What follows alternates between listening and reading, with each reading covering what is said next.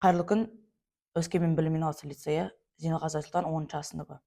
Бүгінгі менің номинациям жақсылық керуені, және де тақырыбым жақсылық біліммен ұштасқан құндылық. Білім мен қайырымдылық. Қазіргі таңда біз білімді әрбір жерден аламыз. Мектептен, университеттен, тіпті өзіміз курс алып оқып жатамыз. Бірақ оны қаншалықты біз дұрыс қолданамыз. Сонымен қоса, білім тек жеке табысқа жету үшін ғана емес, қоғамға да өзінің пайдасын және әсерін әкелу қажет. Ал жақсылық әр адамның ішінде бар күш және де құндылық. Осы екі құндылықты қоса біз әлемге оң өзгерістер жасай аламыз. Қазіргі кездегі мәселе. Қазіргі қазақ мектептерінде немесе жалпы осы Қазақстандағы барлық мектептерде шет тілдер оқытылады. Соның ішінде ағылшын тілде.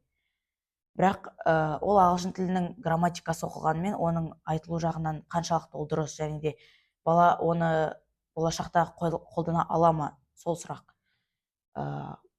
Бұл проблеманың салдары ол баланың интроверт болуы, социофоб болуы, қысқаша айтқанда, ол өзін адамдардың алдында сөйлей алмауы және де өзі оқыған ағылшын тілін шынайы өмірде қолдана алмауы.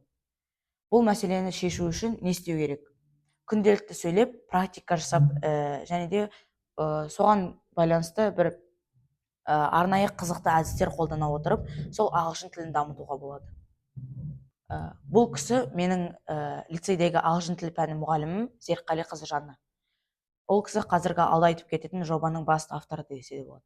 Ол кісі ағылшын тілін шынайы өмірмен ұштастырып, байланыстырып оқытқысы келеді. Осы оқу жылы аясында ағылшын тілі апталығы өтті, және де сол ағылшын тілі апталығы кезінде спикинг марафон жүрді. Бұл спикинг марафон басты екі мақсатын айтып кетсем, бірінші мақсаты ол оқушының ағылшын тілінде еркін сөйлеуінің дағдылығын көтеру болды. Яғни бұл жоба аясында әрбір оқушы өзінің өмірінде келетін тақырыптар бойынша сөз сөйлеп, оны видеоға түсіріп, өзінің әлеуметтік желісіне салу басты мақсаты болды. Және де екінші мақсаты ол оқушының сенімділігін арттыру. Публикада сөйлесіп, немесе ол оқушы интроверт болса, немесе социофоб болса, оның публикада сөйлеп, яғни камера алдында өзін еркін ұстау дағдысын көтеру болды. Бұл марафонның ережесі былай болды. Біздің ағылшын тілі мұғаліміміз әр күн сайын бізге арнайы бір тақырыптар беріп отырды. Ол біздің сүйікті киномыз, немесе біздің хоббиміз жайлы болуы мүмкін. Және де әрбір оқушы сол тақырып бойынша видео түсіріп, оны өзінің инстаграм желісіне сторисқа салды. Ол жерде ешқандай да близкие друзья немесе скрипт деген болмады. Яғни оны барлық публика көрді. Оның таныстары, жақындары және де біздің мұғаліміміз көрді. Осы марафон 5 күн жүрді, және де сол 5 күннің әр күнінде әр тақырып үшін әр оқушы 500 теңгеден алып отырды. Апта соңында әр оқушыға 2500 теңгеден шығып, барлық қатысушылардың арқасында біз 30 000 теңге жинадық. Және сол 30 000 теңгені біз қайырымдылыққа жұмсадық. Бұл жоба бізге тек қана тілді үйретіп, тілдегі дағдылығымызды көтеруден басқа адамдарға қайырымдылық жасап, көмек көрсетуді үйретті. Бұл сол марафоннан кейінгі қайырымдылық кезіндегі естелік фотолар, және де жалпы қайырымдылық қалай жұмыс істеді. Біз барлығымыз жиналып, яғни сол қатысқан оқушылар, ата-аналар және мұғаліміміз қосылып, әлеуметтік жағдайы төмен отбасыға барып, көмек қол ұшын көрсетуге бардық. Бұл жерде біз кеңсе тауарларын, азық-түлік және де бір-екі ата-анамыз көмек көрсетіп, киім-кешектер апарып бердік. Және де бұл жерде бір қызық жайт болды. Біз оқушылармен барып, азық-түлік алуға кірген кезде, яғни қазіргі жеміс-жидек солардың бағалары қымбат болғандықтан, біз оларға көзіміз түсірмедік.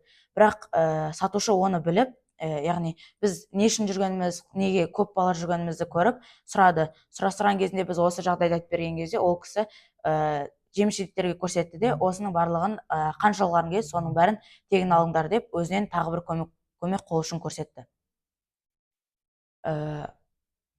Спикинг марафон ағылшын тілінде еркін сөйлеу дағдыларын дамытуға бағытталған тиімді жоба.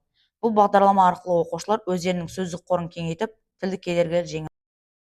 Осы марафонның нәтижесінде қатысушылар ағылшын тілінде еркін, сенімді сөйлей бастады.